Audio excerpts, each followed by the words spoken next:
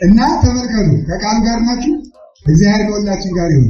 እውነት አያሸንፋችሁ በሉስ አንድ ጊዜ እውነት ምን አይላችሁ አያሸንፋችሁ። በብሉይ ኪዳን ሶስና ሁለት መምህራን የኦሪት መምህራን የመጽሐፍ ቅዱስ መምህራን እኮ ነው። መልከኛ ባለትዳር ነበረች፣ ግን የተከበረች ሕግ አክባሪ በእግዚአብሔር መንገድ ፈቀቅ የማትል ንጽሕት ባለትዳር ነበረች። የእግዚአብሔር ሰው ከቤቷ ከትዳሯ ከባሏ ውጪ ክንብንቧን እንኳን ገልጣ ሰው አይቷት የማታውቅ የተከበረች የቤተ ክርስቲያን እህት ነበረች ሶስና። ታዲያ ሁለት የአይሁድ መምህራን እንወድሻለን፣ አንቺ ጋር ግብር መፈጸም ፈልጋለን ይሏታል።